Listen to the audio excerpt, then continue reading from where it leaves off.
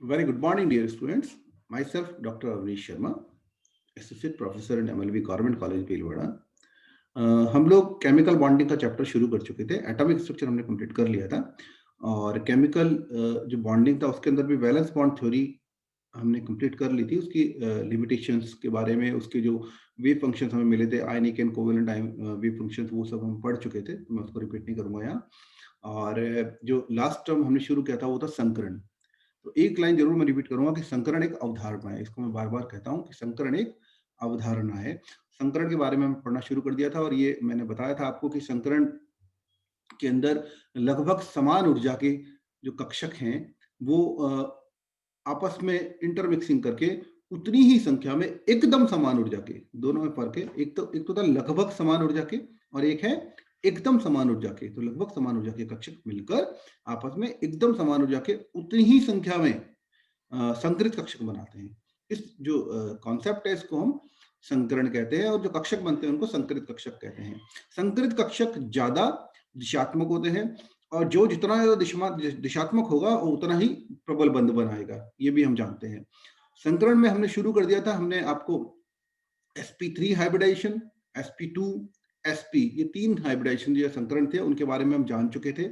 इनके जो bond angle होते हैं वो जो एक्चुअल या जैसे कहेंगे हम कि अनडिस्टॉर्टेड, जबकि कोई भी लोन पेयर नहीं है तो क्या होते हैं, 109 डिग्री 28 मिनट होता है, जैसे 120 डिग्री होता है ना, और 180 डिग्री होता है। और अगर उसमें लोन पेयर आ जाए तो वो डिस्टॉर्टेड हो जाते हैं। तो वो भी हम पढ़ चुके थे। जैसे हमने sp3 हाइब्रिडाइजेशन में मीथेन के बारे में पढ़ा। मीथेन में 109 डिग्री 28 मिनट था, लेकिन वो एंगल क्या होगा, कम होता जाता है। अमोनिया में जैसे लोन पेयर आता है और वाटर मॉलिक्यूल में जैसे ही 2 लोन पेयर आते हैं। तो ये सब हम पढ़ चुके थे। आज हम पढ़ेंगे नेक्स्ट जो आपका संकरण है। 3-4 संकरण और बचे हैं आपके, जो जिनके एग्जाम्पल हम देखेंगे। चलिए पढ़ते हैं, जस्ट मिनट। ओके, तो हम लोग संकरण के प्रकार के बारे में पढ़ रहे थे। 3 प्रकार हम पढ़ चुके थे, आज चौथा हम देखेंगे। तो 3 हम पढ़ चुके थे, चौथा है actually fourth one. DsP2 hybridisation. ठीक है, तो जैसा कि इसका नाम ही बता रहा है, जो नोमेनक्लेचर बता रहा है कि इसमें एक D है ना, एक S है और 2 P है।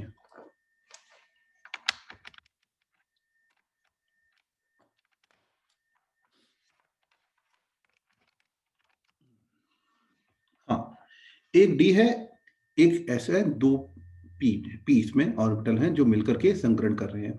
अब सवाल ये उठता है इसके अंदर कि D के 5 प्रकार के ऑर्बिटल हम जानते हैं। कौन कौन से? DXY, DYZ, DXZ, DX2Y2 and DZ2। तो यहाँ कौन सा D ऑर्बिटल भाग लेता है इस संकरण में? ठीक है, तो ये कैसे पता चलेगा कि इसका जो स्ट्रक्चर है वो होता है वर्ग समतलीय। तो जब स्ट्रक्चर वर्ग समतलीय आता है तो ये कौन सा डी होना चाहिए? ये डी होना चाहिए जिसमें कि डी x² और y² पे फैला है। इस तरह लोब है जिसमें कि एक्सिस पे डी है। ये अगर x डायरेक्शन है सपोज, या y डायरेक्शन जो भी मान लो, इसको सपोज x मान लो, इसको y मान लो, तो ये dx² y² है, x² y²। ये वाला ऑर्बिटल काम में आता है। तो एक s हो गया, 2 p हो गए और ये dx² y² वाला ऑर्बिटल हो गया, दिस वन। इसका एग्जांपल है टेट्रासाइनो निकल सेकंड। ठीक है, होता कैसे देखिए, निकल 28 इसका एटॉमिक नंबर होता है। ठीक है, 28 इसका एटॉमिक नंबर है। निकल +2 में है क्योंकि बाहर हमने देखा टेट्रासाइनो निकल सेकंड, +2 इसके ऊपर चार्ज होता है पूरा। तो निकल +2 हो गया। निकल +2 का कॉन्फ़िगरेशन हो गया 3d8। ठीक है, ओके। अब इस 3d8 में से क्या होगा, जैसे ही लिगेंड आएंगे, क्योंकि ये कॉम्प्लेक्स है, ये जटिल यौगिक है, ये सिंपल यौगिक नहीं है, है ना। तो जटिल यौगिक में क्या होता है कि ये अपने आयनों का टेस्ट देता है। जटिल यौगिक की सबसे बड़ी पहचान तो यही है ना। जटिल यौगिक डी ऑर्बिटल के जो यौगिक, डी ऑर्बिटल के जो तत्व हैं वो बनाते हैं, क्योंकि इनमें वेरिएबल ऑक्सीजन स्टेट पाया जाता है। जटिल यौगिक में 2 चीजें जरूर होती हैं। एक होता है, ये आपके लिए नया है कॉन्सेप्ट, इसलिए मैं आपको थोड़ा बता दूं, हालांकि शायद 12th में आपने पढ़ा होगा। हाँ, तो जटिल यौगिक में दो चीज जरूरी है, एक तो होता है केंद्रीय धातु परमाणु, ठीक है, सेंट्रल मेटल एटम, और दूसरी चीज होती है वो होती है लिगेंड, वो होती है लिगेंड, ठीक है। लिगेंड क्या है? लिगेंड है एक इलेक्ट्रॉन दाता, ठीक है, और ये केंद्रीय धातु ये क्या है? इलेक्ट्रॉन ग्राही। और ये बंध कौन से होते हैं? ये बंध है उप सह संयोजक। तो आपको याद होगा एक लिमिटेशन अपने वैलेंस बॉन्ड थ्योरी की पढ़ी थी कि ये उप सहसंयोजक यौगिकों को नहीं समझा पाते हैं, तो इसलिए जब संकरण की अवधारणा दी गई तो उससे ये पॉसिबल हुआ कि ये उप सहसंयोजक यौगिक को भी समझा पाए, ठीक है। तो ये उप सहसंयोजक यौगिक है, होता क्या है इसमें कि जैसे ही एक जो डी ऑर्बिटल है ना, डी जो निकिल है, निकिल +2 सेंट्रल मेटल एटम है, उसका जो डी इलेक्ट्रॉन्स हैं उसका कन्फिग्रेशन हमें यहाँ दिखाई दे रहा है, ये दिख रहा है यहाँ पे 1 2 3 4 5 6 7 8 है ना, ये D8 कन्फिग्रेशन होता है, डी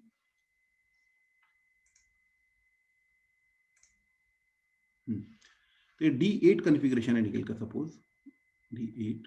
तो इसमें जैसे ही चारों ओर से लिगेंड आते हैं, इसके बाद साइनाइड जो है यहाँ लिगेंड है, सपोज Cn माइनस है ना, Cn माइनस, तो ये इसके बाद 2 इलेक्ट्रॉन है, ठीक है, 2 इलेक्ट्रॉन के बाद हैं, ये 2 इलेक्ट्रॉन डोनेट कर सकता है, इसे हम लिगेंड कहते हैं।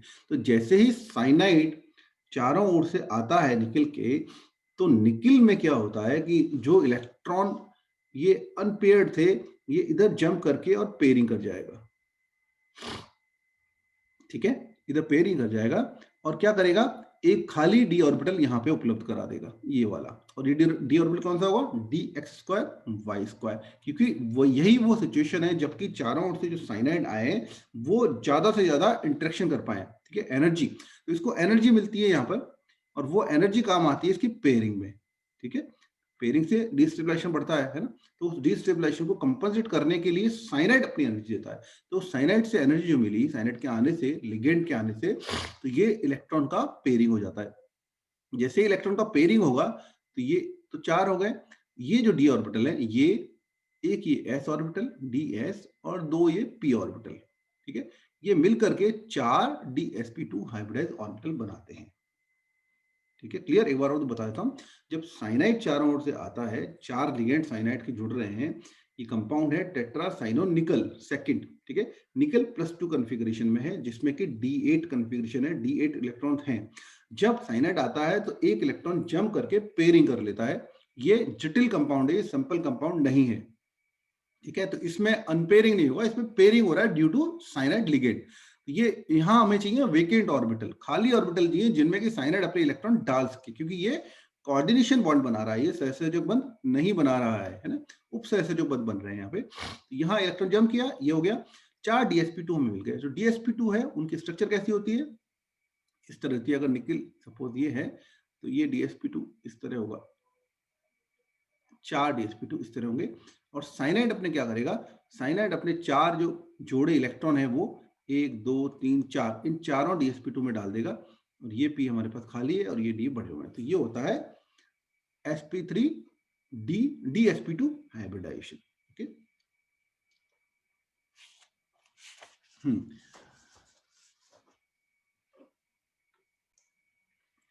अगर इसके ऊपर चार्ज की हम बात करें तो चार्ज कौन सा होगा? निकल +2 है यहाँ पे, ठीक है, साइनाइड -1 है, 4 साइनाइड है यहाँ पे -1 के, ठीक है, और निकल यहाँ पे 1 है, वो है +2, तो साइन क्या हो गया इस पर? -2, तो ओवरऑल कॉम्प्लेक्स साइन हो गया -2। तो ये है dsp2 संकरण, वर्क समझिए। इसके बाद आता है sp3d, ठीक है, sp3d संकरण स्ट्रक्चर है इसका त्रिकोणीय द्विपिरामिडीय, ठीक है, ट्राइगोनल बाइपिरामिडीय। एग्जाम्पल इसका PCl5, PCl5 होता क्या है? फॉस्फोरस 15 इसका एटॉमिक नंबर है, 3s2 3p3 कन्फिग्रेशन है इसका, ठीक है। जब आद्य अवस्था में, ठीक है। जैसे ही ग्राउंड स्टेट से एक्साइटेड स्टेट की बात करेंगे तो एक इलेक्ट्रॉन 3s से जंप करके और चले जाएगा 3d में, और ये संकरण होगा sp3d, जिसका स्ट्रक्चर ये दिखा रखा है, जो एक तो अक्षीय है और एक भूमध्यीय संकर कहलाते हैं। 3 क्लोराइड तो भूमध्यीय संकीर्ण पे हो जाएंगे, जो कि त्रिकोण बनाएंगे 120 डिग्री के एंगल पे। बाकी 2 हैं वो एक्सियल हो जाएंगे, ऐसे अक्षीय संकर कक्षक कहलाते हैं। उनमें 90 डिग्री का एंगल होगा, आपस में 180 डिग्री का एंगल होगा, इस तरह। इसकी हम बात करें तो ये 180 डिग्री का एंगल है। ऐसा क्यों स्ट्रक्चर बनता है, मैं पहले बता चुका हूं कि त्रिविम में वही विन्यास देगा कोई भी मॉलिक्यूल जिसमें कि रिपल्शन मिनिमम होगा, और PCl5 के लिए यही पॉसिबल स्थिति है जहां पर कि रिपल्शन मिनिमम होता है। यहां एक सवाल उठता है, सवाल बाद में देखते हैं, ठीक है। ये यहाँ D कौन सा है, D Z² काम आता है, ठीक है। तो ये sp3d हो गया। त्रिकोणीय अपन बात कर चुके हैं, 3 कक्षक एक ही तल में होते हैं 120 डिग्री के एंगल पे, ठीक है, जो कि 120 डिग्री का एंगल है, जो कि त्रिभुज होता है ना। और जो बाकी है वो एक्सियल होते हैं 90 डिग्री के एंगल पे से ना, एक ऊपर और एक नीचे। ये 90 डिग्री हो गए, ये एक्सियल हो गए। ये अत्यंत क्रियाशील है PCl5, जल्दी ही टूट जाता है PCl4 और PCl6 में। क्रियाशील इसलिए क्योंकि बॉन्ड एंगल 90 डिग्री पे जो Cl है वो बहुत इजीली ब्रेक हो जाते हैं। अब यहाँ सवाल उठता है कि PCl5 बनता है तो NCl5 भी बनता है क्या, या NCl5 नहीं बनता है तो क्यों नहीं बनता है? तो उसका जवाब मैंने आपको बोला था पहले, इलेक्ट्रॉनिक कॉन्फ़िगरेशन से ही मिलेगा। अगर PCl5 का कॉन्फ़िगरेशन देखें हम तो वो है 3s2 3p3, है ना। और नाइट्रोजन का कॉन्फ़िगरेशन, नाइट्रोजन फास्फोरस का हम कंपैरिजन इसीलिए कर रहे हैं क्योंकि एक ही ग्रुप में आते हैं, नाइट्रोजन इसके ऊपर आता है। तो नाइट्रोजन का एटॉमिक नंबर होता है 7, और उसका अगर देखिए तो होता है 1s2 2s2 2p3। तो दोनों का कॉन्फ़िगरेशन तो सेम है, यहाँ 3s2 3p3 है, यहाँ 2s2 2p3 है, बट अंतर क्या हो गया? अंतर ये हो गया, यहाँ जो प्रिंसिपल क्वांटम नंबर है उसकी वैल्यू चल रही है 2, और जो प्रिंसिपल क्वांटम नंबर की वैल्यू 2 होती है, इसका मतलब 0 1 एल की वैल्यू सिर्फ यही पॉसिबल है, ठीक है।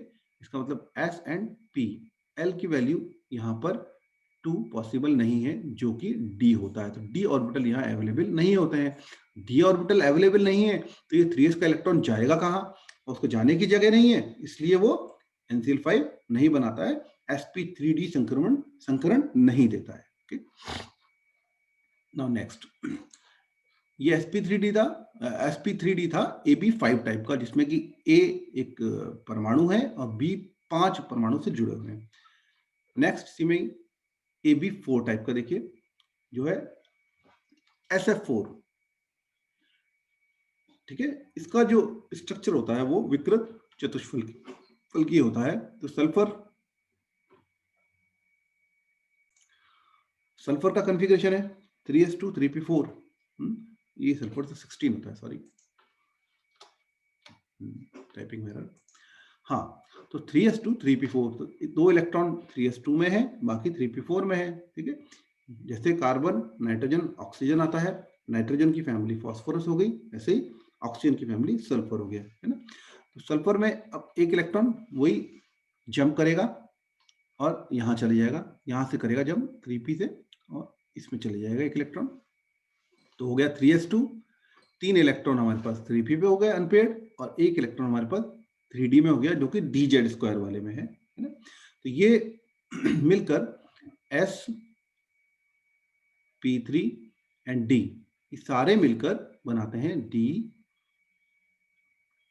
sp3d, ये संकरण है ना। ये sp3d संकरण है सॉरी।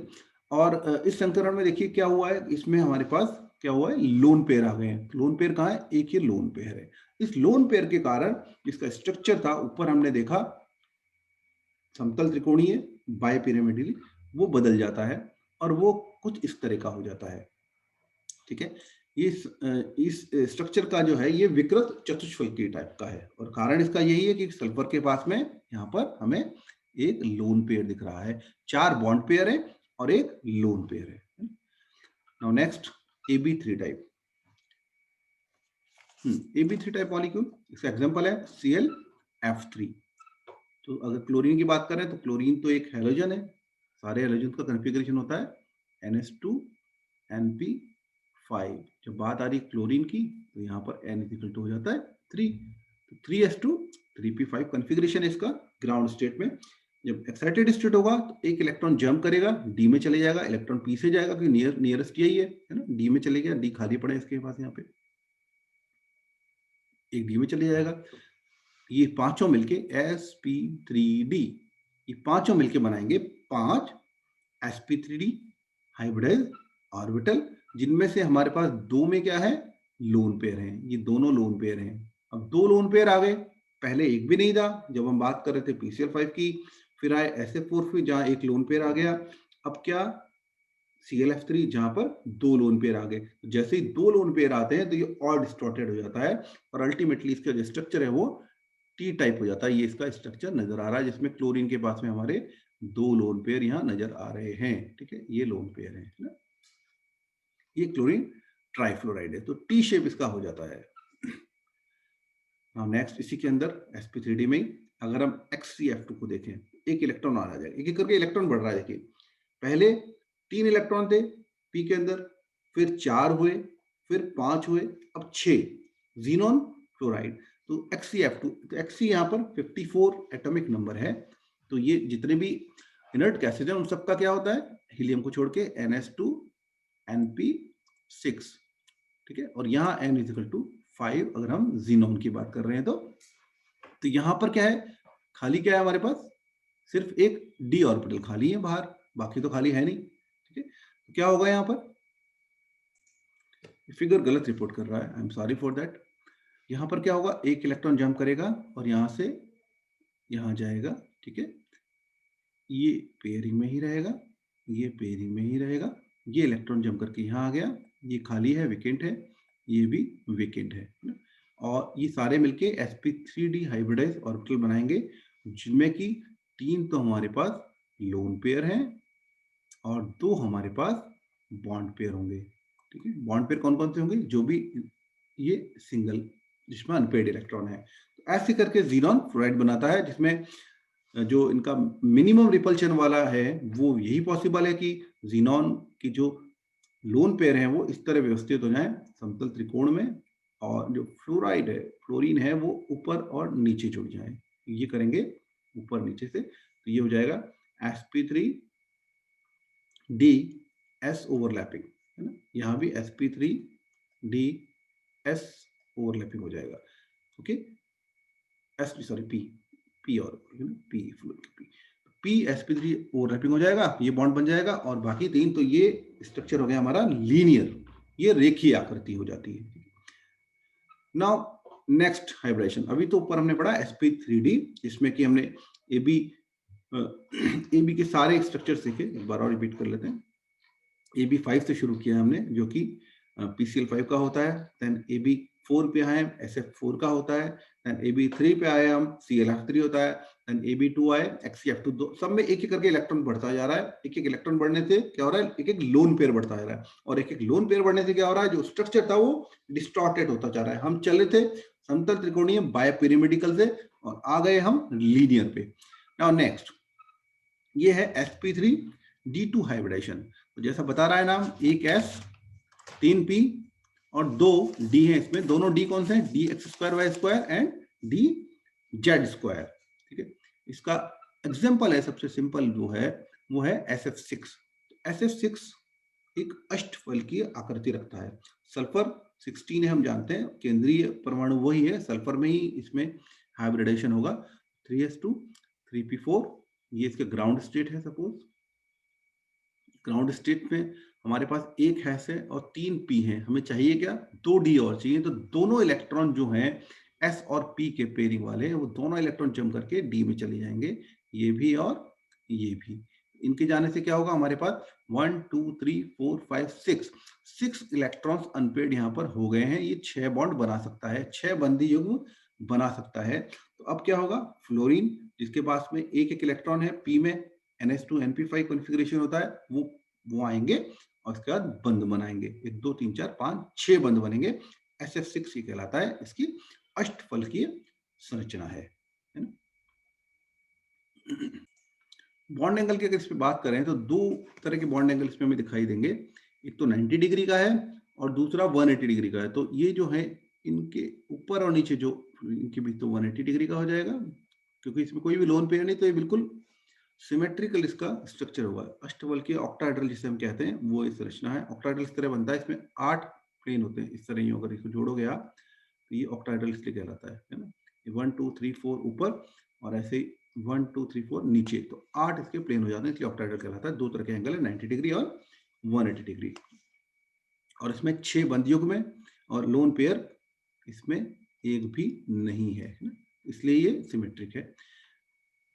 नाउ नेक्स्ट, इसका एग्जांपल एक और है। अगर हम देखें तो IF5, वही एक इलेक्ट्रॉन बढ़ जाएगा, ठीक है। एक इलेक्ट्रॉन बढ़ने से क्या होगा, एक लोन पेयर आ जाएगा। इसमें लोन पेयर होने से ये वर्ग पिरामिडी बन जाएगा, जिसमें कि एक एकल में होगा, 5 पंक्तियों को बने। जैसे हमने ऊपर देखा, सेम वही कॉन्सेप्ट है। इसमें बॉन्ड पेयर कितना होगा, बॉन्ड पेयर एक कम हो जाएगा, 5 हो जाएंगे। लोन पेयर इसमें हो जाएंगे 1। ये होने से इसका जो अष्टफल की संरचना था वो डिस्टॉर्टेड हो जाएगा और वर्ग पिरामिडी में चेंज हो जाएगा।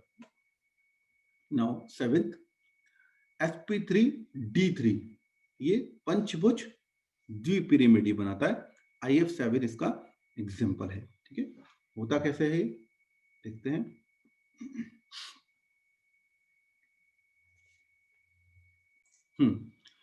आयोडीन 5s2, ठीक है, 5p5, वही हैलोजन है, तो NS2 NP5।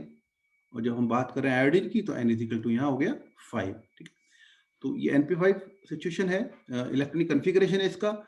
हमें चाहिए sp3d3, 3 इलेक्ट्रॉन जंप करेंगे, 1 2 3, तीनों जंप करेंगे। और ये तीनों डी कौन से होंगे, ये ऑब्वियस है, DXY DYZ एंड DXZ होंगे, ठीक है। ये तीनों ये जंप करेंगे, sp3d3, ये पूरा मिलके एक हाइब्रिड ऑर्बिटल बनेंगे। 1 2 3 4 5 6 7 फ्लोरीन एटम आएंगे, उनके पास p इलेक्ट्रॉन अवेलेबल है, जो अनपेयर्ड है वो बंद बनाएगा। और उनमें जो ओवरलैपिंग होगा वो sp3d3 और p होगा, ये वाला ओवरलैपिंग होगा। और इसका जो आकार बनेगा जिसमें कि मिनिमम रिपल्शन रहे, वो होगा पंचभुज द्विपिरामिडीय। पंचभुज द्विपिरामिडीय। तो यहाँ पर कितने बॉन्ड पेयर हो गए, बॉन्ड पेयर अगर काउंट करें तो 1 2 3 4 5 6 7 बॉन्ड पेयर है। लोन पेयर कितने हैं, लोन पेयर यहाँ पर एक भी नहीं है, ठीक है। इस तरह ये हाइब्रिडाइजेशन है, बहुत ही सिंपल है। एटॉमिक नंबर हमें पता होना चाहिए। जैसे सेंट्रल मेटल जो सेंट्रल एटम होता है उसका हाइब्रिडाइजेशन होता है। हाइब्रिडाइजेशन हमेशा ऑर्बिटल का होता है, इलेक्ट्रॉन का नहीं होता है। इसलिए खाली हो, भरा हो, हाफ फिल्ड हो, फुल फिल्ड हो, इससे कोई फर्क नहीं पड़ता है। ऑर्बिटल का ध्यान रखना है हमेशा।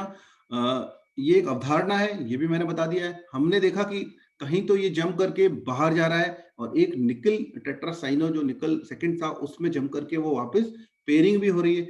तो ये एक अवधारणा है, बार बार मैं कह रहा हूँ। हमें दिखाई दे रहा है कि जो निकल टेट्रासाइनो निकल है वो स्क्वायर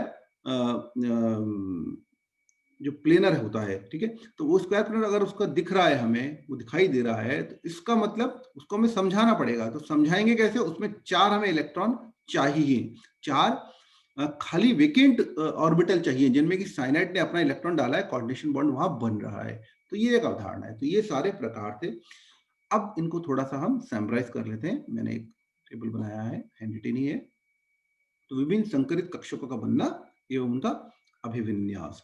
तो सबसे पहले हमारा एक एस ऑर्बिटल है जो गोल आकार का है, हमारा स्फेरिकल है, जो कि अदिशात्मक है, ठीक है। उसमें जुड़ता है एक पी ऑर्बिटल, तो ये हो जाता है दिशात्मक और ये बन जाता है रेखीय। ये कौन सा हाइब्रिडेशन हो गया, संकरण हो गया, sp। इस sp में 180 डिग्री का एंगल है, अगर उसमें कोई भी लोन पेयर या कुछ भी नहीं है तो। देन p ऑर्बिटल इसमें एक और जुड़ जाता है संकरण कक्षक, तो ये बन जाता है sp2 हाइब्रिडाइज, ठीक है। इसमें बन जाता है ये समतल त्रिभुजीय, अगर कोई भी लोन पेयर नहीं है तो। इसमें एक dx² y² अगर आके जुड़ता है तो ये बन जाता है dsp2 या वर्गाकार समतलीय, जो हमने टेट्रासाइन और निकल के केस में देखा। अगर इस sp2 में एक p और आके जुड़ जाता है तो ये बन जाता है हमारा sp3 हाइब्रिडाइजेशन, जो कि हमने मीथेन में देखा, अमोनिया में देखा, वाटर में देखा। ठीक है, डिस्टॉर्टेड भी देखे और प्लेन एक्चुअल भी देखा, चतुष्फलकी जो होता है। अब इसमें अगर dxy yz एंड dxz आ जाता है तो ये बन जाता है पंचभुजीय द्विपिरामिडी, जो हमने अभी अभी IF7 के अंदर पढ़ा। अगर इसमें dz² जुड़ जाए तो ये sp3d बन जाता है। इसमें एक dx² y² और जुड़ जाए तो ये अष्टफलकीय बन जाता है sp3d2, जैसा कि हमने अभी देखा SF6 के अंदर, ओके, जिसमें 6 बॉन्डिंग ऑर्बिटल थे। अगर इस sp3 में एक dx² y² जुड़ जाए तो ये वर्गाकार पिरामिडीय बन जाता है। तो इस तरह ये एक टेबुलेशन है जिसमें हम संकरित कक्षकों का बनना दिखा पा रहे हैं। नेक्स्ट क्लास में हम ये थोड़ा स्टडी करेंगे कि क्या हम ये जान सकते हैं किसी भी मॉलिक्यूल को देख के कि इसके अंदर कौन सा संकरण पाया जा रहा है। ठीक है, कोई ऐसा फॉर्मूला है क्या जिससे हम जान पाए, या ऐसी कोई ट्रिक है क्या जिससे हम जान पाए कि उसमें कौन सा हाइब्रिडाइजेशन है। तो अगर ये सवाल है कि क्या ऐसी ट्रिक है तो इसका जवाब है हाँ, ऐसी ट्रिक है। उसके कुछ एक्सेप्शंस हैं बट वो अधिकतर वो काम करती है। तो नेक्स्ट क्लास में हम उसके बारे में पढ़ेंगे। Thank you, thanks for watching.